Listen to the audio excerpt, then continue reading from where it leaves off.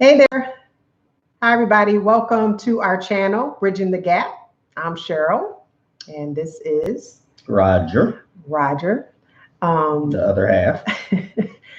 we just wanted to jump on really quick to do a brief video to share how excited we are about the channel, excited about the people who are subscribing and sharing your comments. We've had, I think we're almost up to 500 subscribers so far. 498. 498, two more. Um, and also the comments. We've received a lot of comments. So we want to let you know that we see your comments and we're going to try to respond as much as we can. We might not be able to get to all of them because we're a little overwhelmed. We didn't expect this much attention and this much feedback so fast. 13,000 views of that Yeah, last video. yeah. That was crazy to us. Yeah. So this, YouTube channel is new and yeah, we were just a little overwhelmed and surprised. Pleasantly. Yeah, pleasantly overwhelmed. surprised. Pleasantly overwhelmed. Overwhelmingly surprised. So we just wanted to thank you guys and to encourage you to share the videos that we come out with. We'll have more coming, sharing our journey. And just to remind you that this is our journey from our perspective. We don't have all the answers. We're still doing our research. So anything you share with us is helpful. And there were a lot of things that were shared in the comments that, we're gonna research some more. And I don't know if you want to talk about some of the things that came up.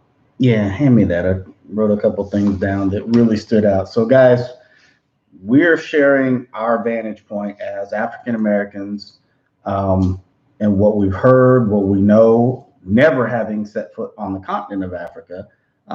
We have a perspective and we've been told certain things, right? So when we say things like, Africa, there was really no place for us to call home.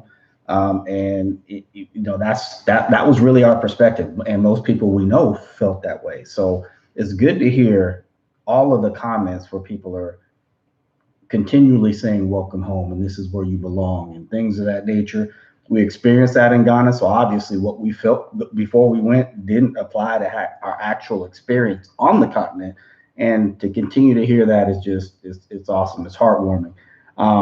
Some of the other things that were mentioned, there are a couple of comments that stood out. Oh, before we forget, somebody mentioned in a comment, did we try the food? Did we try yes. Yeah. Red and Jollof off the charts. Absolutely off the charts. We love us some red and Jollof. Oh, but the red has to be with plantains. Yeah. And the seasoning too. The seasonings are a little different. Like they weren't using Lori's seasoning salt. Yeah. To season the chicken. Wasn't down home. No, it wasn't that. It was a different kind of seasoning. I don't know what it's called or how I can get it. It's pretty universal. It was universal everywhere we ate in Ghana, and it was good. So if anybody can tell me what the seasoning is, and that would be nice. Yeah. But it was good. Red Jollof and plantains. That's all I'm gonna say. So, in regards to some of the comments and things that we heard that were good to hear, there was someone who mentioned that Ghana wasn't the first nation, the African nation, to receive their independence. They actually said that Egypt was the first nation. And then they went on to say that Ghana was the first tropical African nation to receive their independence. We didn't really understand that.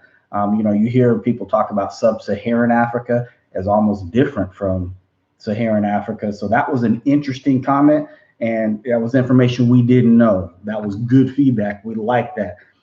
There was also another person who mentioned that Kwame Nkrumah, when he first became president and Ghana became emancipated from English colonization, he said from the very beginning, Kwame Nkrumah opened the doors of Ghana to the diaspora. And he mentioned things like Maya Angelou spent a lot of time there. W.E.B. Du Bois actually relocated there and died there. There's a W.E.B. Du Bois Center in Accra. and this is why we want to make this clear that we're coming from our vantage point, our perspective, because those were celebrities that I never knew even went to Africa or spent time in Ghana. But as the general public in America, I think we can say that most of us had no clue. So this person in this comment also mentioned the Joseph Act, and I've never heard of the Joseph Act. We actually just looked it up a minute ago, so we're going to do some research on that. We'd love to hear more about that, what the Joseph Act was. But he in the end said now, it's just now that they're really rolling out the red carpet. It took this rolling out of a red carpet for people like us to really understand that there is some desire for the members of the diaspora to return, whether it's to visit, to invest, or relocate. That just wasn't common knowledge, and it could just be that things were told to us simply to keep us apart. Divide and conquer type mentality, which is a lot of what we see play out globally. So again, this is just from our vantage point, our perspective. We are on a journey, have been on this journey. We have gotten several answers on this journey, which we hope to share with you guys, but by no stretch of the imagination do we think we have all the answers, and we welcome and receive that kind of feedback because it just helps us learn. We want to, and like we said in the beginning, we don't want this to be a monologue, we want it to be a dialogue. For it to be a dialogue, we can't just talk at you, we got to talk with you. We need to hear what you have to say, and we got to learn and grow together, and that's what we're here for. I think we want to do, our next video is going to be back to the trip, and we're really going to focus on the Last Bath River, Slave River, and walk you guys through our experience, our first time at the Last Bath River. But I think I almost want to do a discussion on Saharan Africa and Sub-Saharan Africa. That comment from the gal who mentioned, I think it was a female, who mentioned that Egypt was the first country to gain their independence, but that Ghana was the first tropical African nation to gain their independence. I want to get a better understanding of that from people on the continent. So we may actually do a video on that alone, but the next one will be back to our trip and getting to the root of why these racial tensions are what they are today and where they actually started. So I think we covered everything we wanted to. We didn't want to throw this into that next video, but we knew we had to spend some time and say thank you, because 13,000 views and 500 subscribers is truly overwhelming. I'm gonna tell you this, you guys have got my email messed up. Every time somebody comments, every time somebody subscribes, I get a notification, and I'm trying to keep up and I'm trying to respond. If we don't respond to you, charge it to our heads, not to our hearts. We do have lives and businesses to run, and there's been so many subscriptions and comments, it's been tough to keep up with. And if it continues to grow like this, it'll get harder. But know that even if we don't respond, we appreciate you. Absolutely.